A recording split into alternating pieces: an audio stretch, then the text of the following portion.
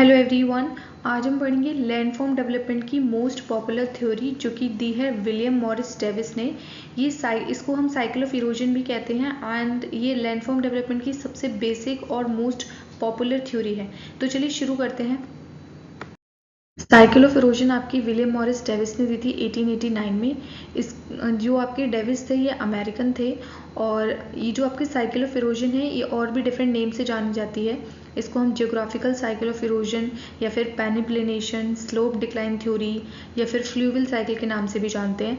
देखिए fluvial cycle हम इसलिए बोलते हैं इसको क्योंकि ये आपका मैंने आपको पहले वीडियो में बताया कि फ्लूवियल यानी वाटर या रिवर से रिलेटेड, तो ये फ्लूवियल प्रोसेस को दिखाता है। ठीक है, इसलिए इसको हम फ्लूवियल साइकिल के नाम से भी जानते हैं, डेविस की साइकिल ऑफ इरोजन को।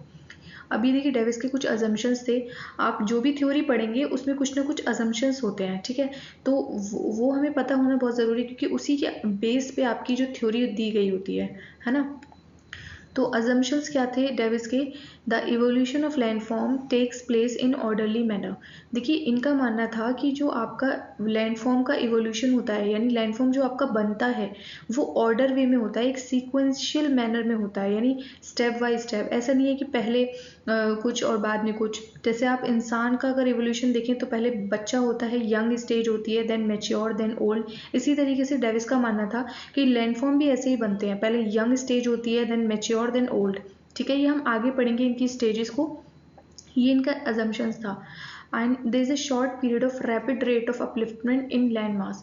इनका मानना था कि जो आपकी वो है लैंड मास है ये बहुत ही कम समय में अपलिफ्ट कर जाती है, बहुत ही कम समय में ये ऊपर उठ जाती है।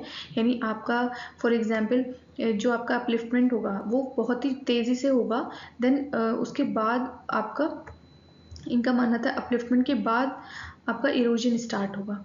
ठीक है, अपलिफ्टमेंट एंड इरोजन ये सेपरेट फेज होते हैं, एक साथ नहीं चलेंगे डेविस साइकिल ऑफ इरोजन के अकॉर्डिंग। ठीक है, पैंग ने इसका अलग बोला था, पैंग ने इसको डिफरेंट वे में बोला था। उन्होंने बोला था कि अपलिफ्टमेंट और इरोजन साथ साथ चलेंगे, लेकिन डेविस ने बोला था कि पहले अपलिफ्टमेंट हो जाएगा जल्दी से, देन उसके बाद इरोजन स्टार्ट होगा। ठीक है, अब ये ट्रियो ऑफ डेविस क्या है? देखिए ट्रियो ऑफ डेविस यानी स्ट्रक्चर, प्रोसेस एंड स्टेज। देखिए आपकी जो डेविस की साइकिल ऑफ इरोजन है उसमें इन्होंने बोला था कि ये तीनों इम्पॉर्टेंट फैक्टर होते हैं किसी भी लैंडफॉर्म के डेवलपमेंट के लिए। यानी स्ट्रक्चर की जैसे for example geological and lithological जो कैरेक्टरिस्टिक्स हैं रॉक की, यानी रॉक जो आपका बेड है, जो लैंड है उसका सच एज रॉक टाइप क्या होगा, किस तरीके की होगी रॉक, सॉफ्ट रॉक है या हार्ड रॉक है, उसका स्ट्रक्चर क्या है, एंड उसमें फॉल्ट लाइंस है या नहीं है। मतलब फॉर एग्जांपल आपकी फिजिकल कैरेक्टरिस्टिक्स जो है आपकी रॉक की वो आपके स्ट्रक्चर के अंदर आएगी और उसके हिसाब से आपका लैंडफॉर्म डेवलप होगा। प्रोसेस में आ जाता है आपका जियोमॉर्फिक प्रोसेस यानी वेदरिंग एंड इरोजन, ट्रांसपोर्टेशन जिसकी वजह से आपका जो लैंडस्केप है वो शेप होता है।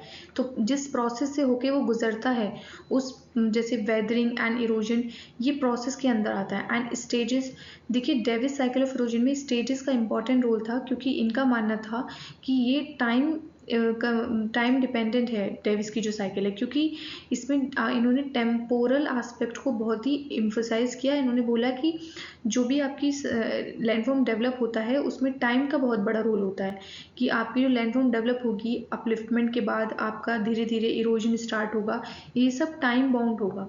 ठीक है, जिसकी वजह से इनको क्रिटिसाइज भी किया गया था स्टेजेस की वजह से ही। अब आगे हम देखते हैं कि इनकी जो स्टेजेस थी वो किस तरीके से इन्होंने दी थी। स्टेजेस की हम बात करें तो मैंने अभी आपको बताया कि डेविस ने बोला था कि ये सीक्वेंशियल ऑर्डर में होता है, पहले आपका यूथ स्टेज होगी, देन मैच्योर, देन ओल्ड। ठीक है, तो ये आपकी फॉर एग्जांपल अल्टीट्यूड, आप एक लैंडफॉर्म का एग्जांपल लें तो देखिए पहले सबसे पहले आपका अपलिफ्टमेंट होगा। जब आपका अपलिफ्टमेंट हो रहा होगा तो कोई इरोजन नहीं देखने को मिलेगा। ठीक है, इरोजन कहाँ से स्टार्ट होगा आपका, जब ये अपना पूरा एब्सोल्यूट हाइट पर पहुंच जाएगा, जब ए पीक पर ये पहुंच जाएगा उसके बाद आपका इरोजन स्टार्ट होगा। ठीक है, तो ये अपर कर्व है एंड लोअर कर्व, इनके बीच की हाइट को हम बोलेंगे या इसकी एवरेज जो होगा उसको हम बोलते हैं रिलेटिव हाइट, एंड ये एब्सोल्यूट हाइट जो आपका पीक पॉइंट है। ठीक है, एंड ये बेस लेवल क्या होता है, देखिए ऐसा ऐसा लाइन या ऐसा एक स्टेज जिसके नीचे आपका इरोजन नहीं होता है, ठीक है। बेस लेवल एक ऐसा लेवल है, इसके बाद आपका इरोजन नहीं होगा, है ना। तो इनका मानना था कि पहले यूथ स्टेज आएगी, देन मेच्योर, देन ओल्ड, और ये टाइम बाउंड होंगी। इसको वन बाय वन पढ़ते हैं कि यूथफुल स्टेज में क्या कैरेक्टरिस्टिक्स होंगी, मेच्योर में क्या हो जाएगा, देन ओल्ड में क्या होगा, ये सब हम आगे देखते हैं। अगर हम यूथफुल स्टेज की बात करें तो देखिए ये आपका फर्स्ट यूथफुल स्टेज है। ये जो आपकी स्टेजेस हैं ये जब शुरू होती हैं जब आपका पूरा अपलिफ्टमेंट हो जाएगा, उसके बाद इरोजनल एक्टिविटी के अंडर ये तीनों स्टेजेस आती हैं, ठीक है। तो जो आपकी यूथफुल स्टेज है इसकी जो टोपोग्राफी होगी वो स्टीप स्लोप होगा, डीप होगा, narrow valley and minimal flood plain. यहाँ पे कोई फ्लड प्लेन नहीं होंगे, बहुत ही ज़्यादा गहराई होगी, स्टीप स्लोप होगा। ये आपको देखने को ही मिलेगा कि जब आप पहले सबसे स्लोप के नीचे जाएंगे तो आपको बहुत ज़्यादा स्टीप स्लोप देखने को मिलेगा, एंड यहाँ पर फ्लड प्लेन्स नहीं मिलेंगे। फ्लड प्लेन्स क्या होते हैं, जो रिवर के साइड में बनते हैं, and flood plains mostly depositional activity से बनते हैं। तो वो आपके यहाँ पर तो आपको मोस्टली इरोजनल एक्टिविटी मिलेंगी, तो इसलिए यहाँ पर आपको फ्लड प्लेन्स नहीं देखने को मिलेंगे। लैंड फॉर्म्स कौन से मिलेंगे आपको यूथफुल स्टेज में, इन साइड रिवर वैली, देखिए रिवर वैलीज मिलेंगी आपको, जॉर्जेस मिलेंगे। यहाँ पर क्या हो रहा है, रिवर वैलीज डीपनिंग हो रही है, ठीक है। इरोजन से क्या होगा, आपके डोमिनेटेड बाय, देखिए इरोजन एक्टिविटी जो है यहाँ पर वर्टिकल इरोजन आपको ज़्यादा देखने को मिलेगा, डाउन कटिंग हो रही होगी, and rapid incision of river. जो आपकी रिवर है वो तेज़ी से वर्टिकल इरोजन करती हुई जा रही होगी, ठीक है।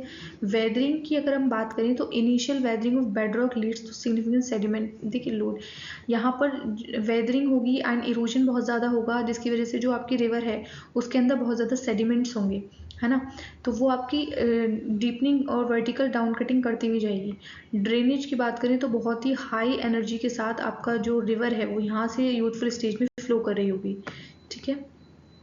डेविस की सेकेंड स्टेज जो कि मेच्योर स्टेज थी, अगर उसकी हम बात करें तो उसमें टोपोग्राफी क्या होगी, मॉडरेट स्लोप देखने को मिलेगा एंड वेल डेवलप्ड वैलीज होंगी। देखिए यहाँ पर हमने देखा था यूथफुल स्टेज में, जो यंग स्टेज है उसमें आपकी बहुत ही स्टीप स्लोप था, लेकिन मेच्योर में आते आते क्या हो जाएगा, मॉडरेट स्लोप हो जाएगा, ओके। एंड यहाँ यूथफुल में क्या हो रहा था, वैली बन रही थी, वैली की डाउन कटिंग हो रही थी, लेकिन यहाँ पर मेच्योर स्टेज में आपकी जो वैलीज हैं वो वेल डेवलप्ड यानी पूरी तरीके से बन चुकी होंगी, ठीक है।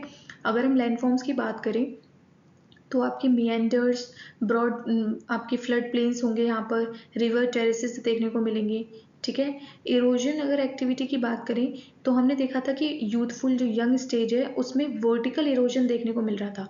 वर्टिकल इरोजन जैसे जैसे कम होगा उसके बाद आपका मेच्योर स्टेज में जैसे आपकी रिवर आएगी तो यहाँ पे लेटरल इरोजन देखने को मिलेगा, यानी जो हॉरिजॉन्टली आपकी जो वैलीज हैं वो वाइंडिंग हॉरिजॉन्टली कटिंग होने लगेगी, वैलीज की वैलीज जो हैं वो वी शेप से थोड़ा चौड़ी होने लगेंगी, ठीक है। एंड डिपोजिशन, यहाँ पर आपके डिपोजिशन भी देखने को मिलेगा। देखिए आपकी यंग स्टेज में कोई भी डिपोजिशनल एक्टिविटी नहीं थी, वहाँ पे सबसे ज़्यादा डोमिनेशन किसका था, इरोजन का, लेकिन मेच्योर स्टेज में आपके डिपोजिशन की वजह से फ्लड प्लेन्स बनेंगे। यहाँ पर सेडिमेंट जो है वो रिवर वैली के एक्यूमुलेशन से यहाँ पे जमा करती जाएंगी, और आपके फ्लड प्लेन्स साइडों में, रिवर के साइड में दोनों तरफ डिपोजिशन की वजह से फ्लड प्लेन्स बन जाएंगे, ठीक है। अब ड्रेनेज क्या कैसा होगा यहाँ पे, फॉर्म मियंडर, जो आपकी रिवर है उसकी जो स्पीड है वो कम हो जाएगी मेच्योर स्टेज में, और वो ऐसे देखिए ऐसे घुमाव लेते हुए आपकी जो रिवर है वो मूव करेगी। यहाँ पर इसकी स्पीड इतनी ज़्यादा एनर्जेटिक नहीं होगी जितनी वो मैच्योर उसमें यंग स्टेज में थी, ठीक है। एंड ओल्ड स्टेज की अगर हम बात करें तो टोपोग्राफी यहाँ पे कैसी थी, लो ग्रेडियंट, ठीक है।